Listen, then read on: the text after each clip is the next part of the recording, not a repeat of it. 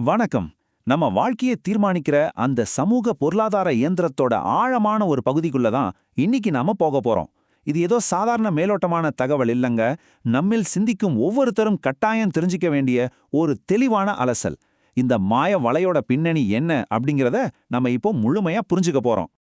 Okay, இதுக்குள்ள கொஞ்சம் ஆழமா போவோம். நீங்க என்னைக்காவது யோசிச்சு பார்த்திருக்கீங்களா? நாம ரெஜிஸ்டர் பண்ணாத ஒரு பந்தயத்துல நாம ஏன் வாழ்நாள் முழுசா ஓடிக்கிட்டே இருக்கோன்னு? இந்த நவீன உலகத்துல நாம எல்லாரும் தினமும் ஃபீல் பண்ற அந்த தீராத சோர்வு, மன அழுத்தம், இதெல்லாம் உண்மையிலே எங்கிருந்து வருது? இந்த அலசலுக்கு அடிப்படையா அமைஞ்சிருக்கிறது ரொம்பவே ஆழமான ஒரு வெளிப்பார்வை. 35 வருஷங்களா இந்த சமுதாயத்தை வெளியிலிருந்து உற்று நோக்கிற ஒரு மாற்றுத்திறனாளி இன்ஜினியர் அவருடைய பார்வையில பதிவு செஞ்ச உண்மைகள் தான் இவை. நம்ம அன்றாட போராட்டங்களுக்கு பின்னாடி ஒளிஞ்சிருக்கிற நிஜங்களை எந்த ஒரு மேக்கப்பும் இல்லாம அப்படியே அவர் நம்ம கண் முன்னாடி நிறுத்துறாரு. பகுதி 1. நுகர்வு வரி சமூகம் மற்றும் அது கொடுக்கிற சமூக அழுத்தங்கள்.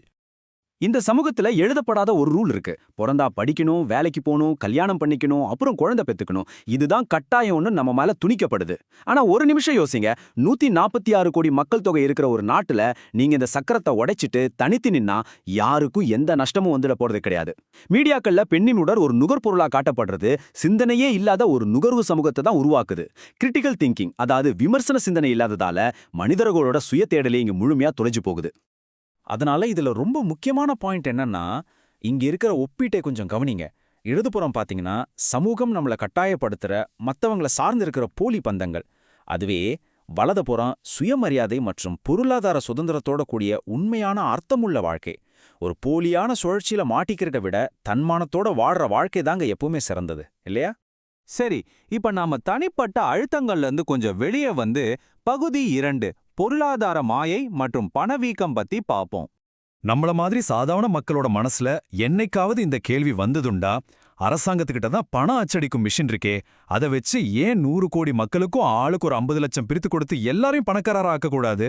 பார்க்கறதுக்கு இது ரொம்ப லாஜிக்கான கேள்வி மாதிரி தோணலாம். ஆனா மேக்ரோ எக்கனாமிக்ஸ்ல இதுக்கான பதில் ரொம்பவே அதிர்ச்சியானது. இந்த ஸ்லைட்ல ஒரு இன்ட்ரெஸ்டிங்கான விஷயம் இருக்கு. அதுதான் ஹைப்பர் இன்ஃப்ளேஷன் அப்படிங்கிற மோசமான பொருளாதார நிலை. எந்த ஒரு உண்மையான உழைப்போ வளங்களோ இல்லாம வெறுமனே காகித பணத்தை மட்டும் அரசாங்கம் அச்சடிச்சு விநியோகிச்சா அந்த பணம் தன்னோட மதிப்பை முழுமையா இழந்துடும். சொல்லப்போனா நாட்டோட ஒட்டுமொத்த பொருளாதாரமும் நொடிப்பொழுதில் அழிஞ்சிடும். பணத்தை அச்சடிக்கிறதுனால மட்டும் கண்டிப்பா வறுமை ஒழியாது. அப்படியேனா உண்மையான செல்வம்னா என்ன? மக்களுக்கு சமமான வேலைவாய்ப்பு, தரமான இலவச கல்வி, சிறந்த மருத்துவம், அப்புறம் மாற்றுத்திறனாளிகளுக்கான முழுமையான பொருளாதார பாதுகாப்பு, இந்த மாதிரி விஷயங்களை உருவாக்குறதுல தான் ஒரு தேசத்தோட உண்மையான செல்வம் அடங்கியிருக்கு. இதை செய்யாம வெறும் வளர்ச்சி அப்படிங்கிற மாயையை காட்டுறது தான் உண்மையான ஏமாற்று வேலைங்கிறத நம்ம இங்க கண்டிப்பா புரிஞ்சுக்கணும். பகுதி 3 மனப்பாட கல்வி, அதோட உண்மையான முகம் என்னன்னு பாப்போம். இங்க மனப்பாட கல்விக்கும் கிரிட்டிக்கல் திங்கிங்கிற்கும் உள்ள வித்தியாசத்தை கொஞ்சம் கவனிங்க. இந்த சிஸ்டம் ஏன் மனப்பாட கல்வியையே நம்பி இருக்கு? ஏன்னா மாணவன் சுயமாக சிந்திக்க தொடங்குனா ஊழல், லஞ்சம், அரசியல் நாடகங்கள் எல்லாத்தையும் கேள்வி கேட்பான். மூல ஆசிரியரோட பார்வையில சொல்லணும்னா இந்த அதிகார வர்க்கத்திற்கு தேவையானது தங்களுக்கு கீழ்ப்படிந்து கார்ப்பரேட் கம்பெனிகள்ல 10 மணி நேரம் உழைக்கிற கீழ்ப்படிதல் உள்ள மிஷின்கள் மட்டும்தான். இங்க ஒரு மோசடியான சக்கரம் எப்படி சுழலுதுன்னு கவனிங்க. முதல்ல நாம சம்பளத்துக்காக கடுமையா உழைக்கிறோம், அப்புறம் சிறுக சிறுக சேமிக்கிறோம். ஆனா பிளான் பண்ணியே உருவாக்கப்படுற விலைவாசி உயர்வும் பணவீக்கமும் நம்ம சேமிப்போட மதிப்பை குறைச்சிக்கிட்டே இருக்கு. இதனால நம்ம வாழ்நாள் முழுசும் வயிற்று பிழப்புக்காக ஓடிக்கிட்டே இருக்க கட்டாயப்படுத்தப்படுறோம்.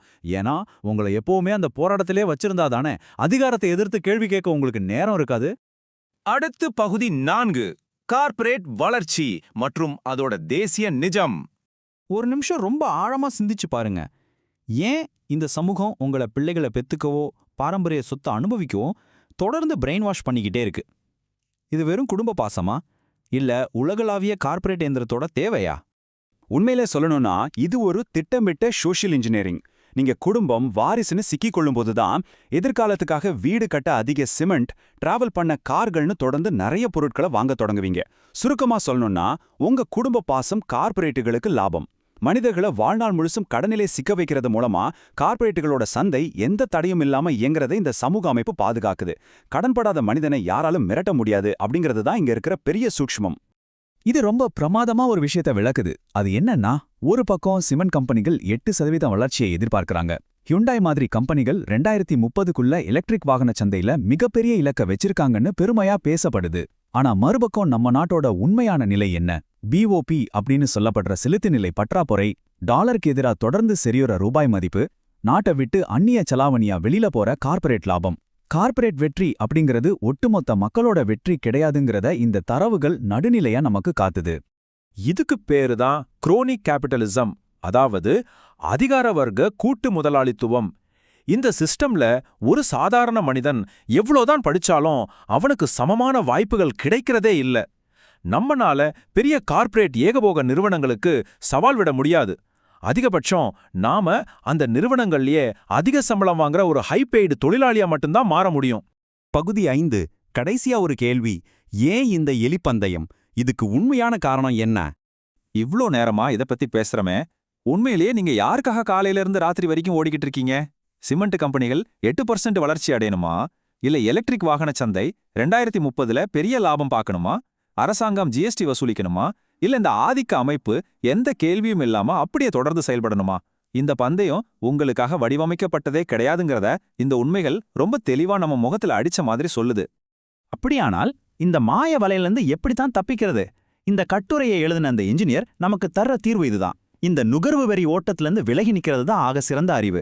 யாருக்கும் கடன் படாம, யாருடைய தயவும் இல்லாம, சுயமரியாதையோடு பொருளாதார சுதந்திரத்தை பெற்று ரொம்ப எளிமையா வாழறது தான் இந்த சிஸ்டத்துக்கு நீங்க கொடுக்கிற மிகப்பெரிய சவால்.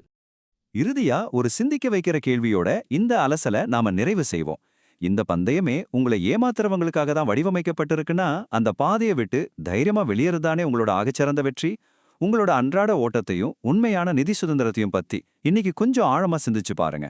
மீண்டும் ஒரு சிறப்பான அலசல்ல நாம சந்திப்போம்.